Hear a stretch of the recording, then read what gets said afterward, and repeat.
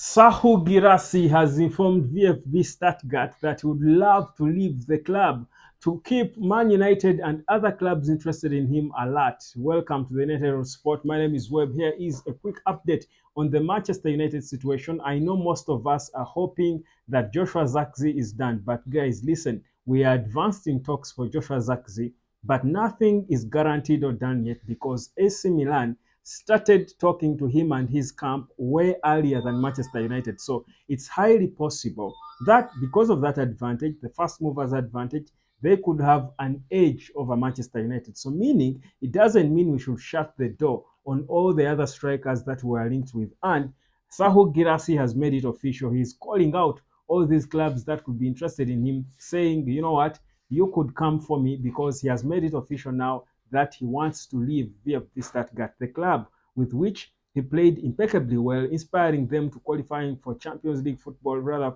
for European football for the first time in ages, second top scorer in the league. So it's indeed, I think, for me, an alert. And I think it doesn't hard for us to keep him as a backup, honestly. And with the talks of Branthwaite talking about Man United going for an older striker to come in as an option. Actually, I don't see whether I don't think it hurts if we even added him. I mean, just 15 million pounds really is his buyout clause. That's little money. Meet the buyout clause of Joshua Zirkzee. If we get him, add him on if the money is there. 15 million quid is nothing. So that we have three strikers, one senior one, 27 years of age, and the two young ones, the 23-year-old Joshua Zirkzee and Rasmus Højlund. For me, it wouldn't hurt. We need depth in this squad. And depth in terms of the strikers is so important, really, because that's how you compete. That's how you bang in the goals. I mean, as Alex Ferguson had at one point, had Babatov, had Tevez, I think. At one point we had Tevez, we had Wayne Rooney,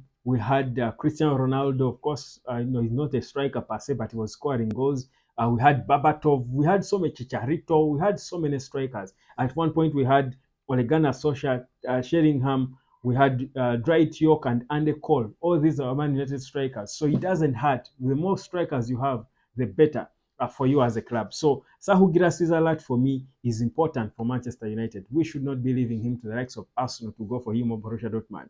If we can, get that 15 million quid and sign him. Now, more talk, of course, is about Victor Lindelof, who is wanted by Fenerbahce.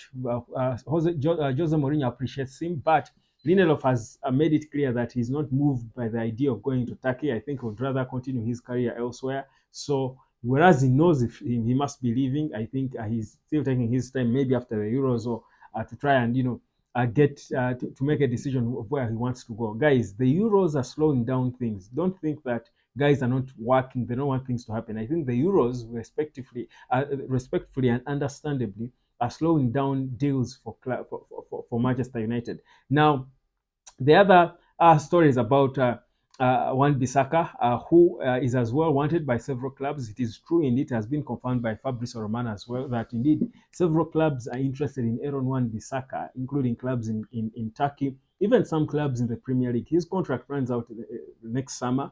So after the Euros, still, I think he will also be able to come up and make a decision whether he wants to stay or not. Of course, not that it's part of the Euros, but I mean, because they're ongoing, everyone's focus now in terms of football is on at the Euros. Jared Branthwaite, a bid is expected to be put in, a second bid, according to reports. I think United are not completely done with the second bid. I think Everton are perhaps hoping that soon they could be making a decision to allow a reduced fee for Jared Branthwaite. I think United is still waiting a little longer, giving them a chance to make up their minds on whether they are willing to listen to an offer way less than their 65 or 70 million pounds valuation of Jared Branthwaite. So that is one we do need to monitor as well. It's not completely done when it comes to Jared Branthwaite.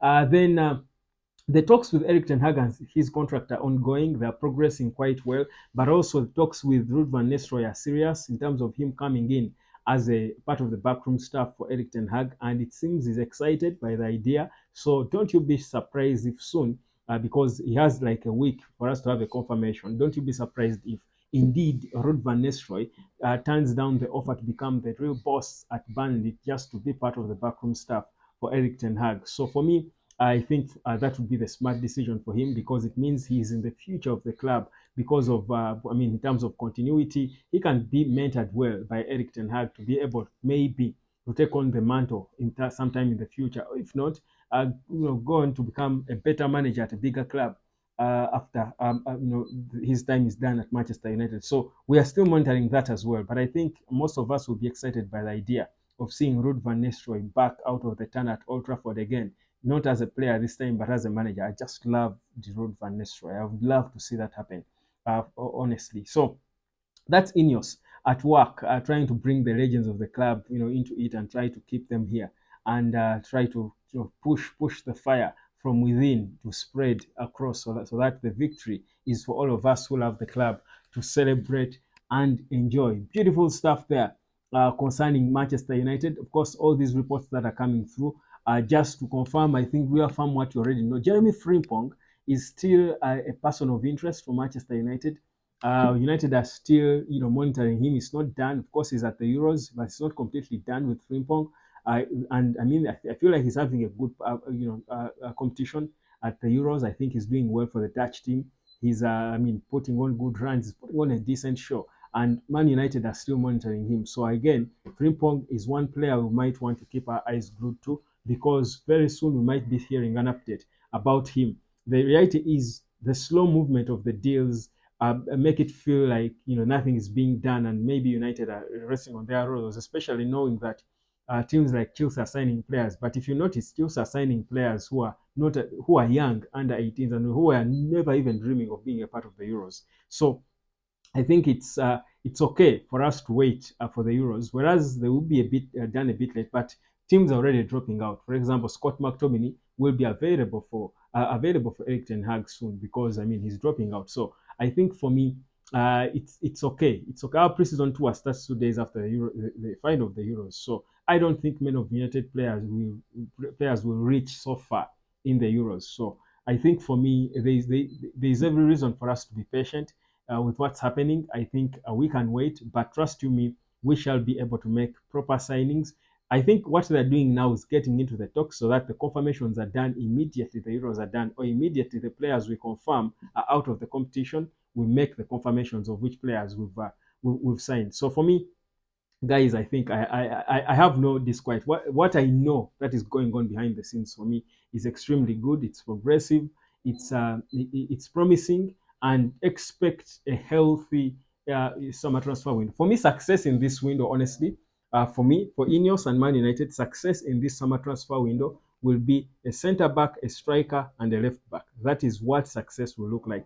Casemiro is still talking. I mean, he's willing to go to Saudi, but on his terms. So if Casemiro goes, I think Man United will still bring a holding midfielder. There's no way we are going to start the season without a replacement for Casemiro. So for me, I think success will be, first of all, selling a couple of players, at least 3 players, but also bring in a centre back, a striker, and a left back. That is what success will look like. A holding midfielder will be dependent on whether or not Casemiro goes. Remember, his contract runs out in the summer of 2026, so it's not a rush for him. And he's saying he's taking his time. Things should be moving at his pace. So for me, but I know that he will go eventually.